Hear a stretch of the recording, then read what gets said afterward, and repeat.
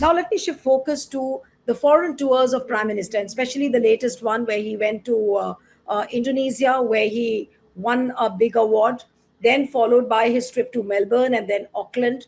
And there were embarrassing moments for the country where it came out that apparently he again was facing a similar situation what he faced in Norway, though the question was not put to him directly. The question was directly asked to an MEA official, and it was almost similar that why, and he defended why Prime Minister Modi didn't want to hold a press conference. He said that he wants to build a direct connect.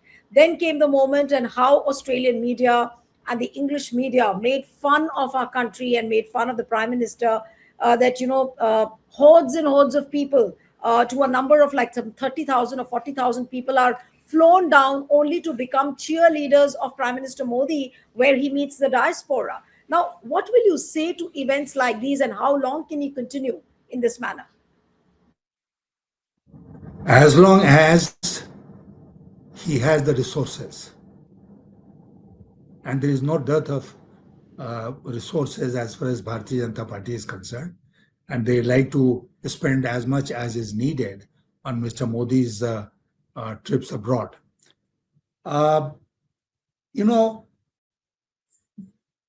I used to accompany Mr. Vajpayee as finance minister, also as external affairs ministers on many of his foreign trips. Now, he also used to meet people of Indian origin. They used to be hall meetings. A large hall would be arranged, and Mr. Vajpayee will meet the people of Indian origin, NRIs, in that meeting and convey whatever he wanted to convey to them.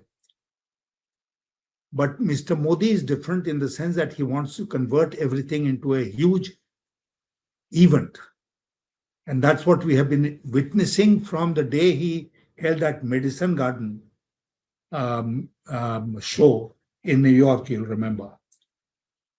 And since then, it has become an extension of domestic politics for him. I don't know how many foreign channels showed those 30, 40,000 people who came to cheer for Modi, but our channels are full of it because they have no other option. They have to show it live. They have to show it repeatedly. So we all saw what was happening. And now it happened in Norway. It has happened in Australia. The foreign media is making fun of Mr. Modi. Mr. Modi was made fun of when he went to a country like Seychelles for 3 days, not 1 day, not 2 days. He spent 3 days in Seychelles. And he was given an award there also. Something of the Blue Horizon, remember? And you also recall Blue Horizon Award for protecting the environment. And yesterday, the Environment Performance Index ratings which have come, India is the second worst performer. But apart from that, as people have said, it appears as if the Seychelles Award, the plaque, was prepared here in India and then taken there and given to Mr. Modi because of the various spelling mistakes. And I know I have been in that party. They can't boast that English is their strong point. So somebody would have sat down and done something and made so many mistakes in that, the huge, great award that Mr. Modi was given. Now, the foreign media is saying, call this fellow, give him an award, and he'll come running. So he is now being exposed by the foreign media. The foreign media was considerate before this, but it started from Norway. Now it has happened in Australia and New Zealand that foreign media is calling a spade and exposing Mr. Modi. And Mr. Modi, therefore, will be well advised to choose the next country he visits. And, even the moving teleprompter is not working. He has now devised this moving teleprompter. So if he is walking, then the teleprinter also walks ahead of him, and he can get. But I must also confess to you, I've handled that ministry, external affairs. I am extremely disappointed by the explanation which was offered by Secretary East of that ministry. I mean, what does he mean by saying that we are a Gamar Desh?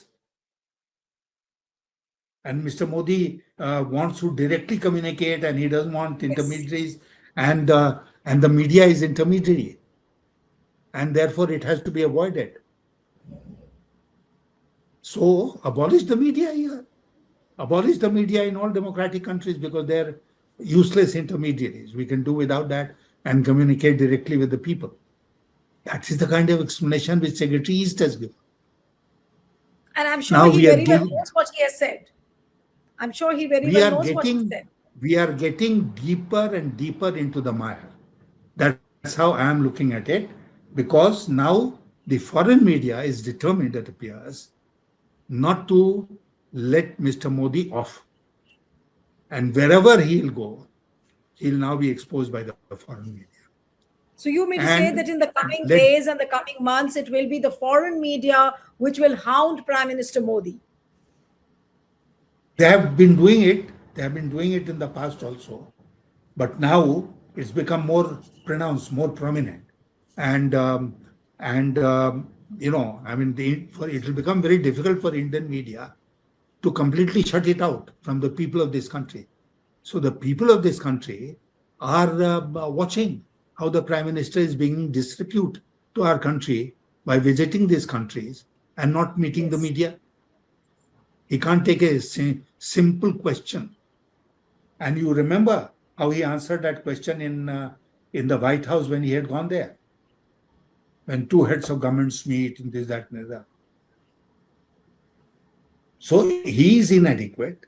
I don't think there's ever been a prime minister of this country who has been so much inadequate for that post that he's holding, for that chair that he's occupying.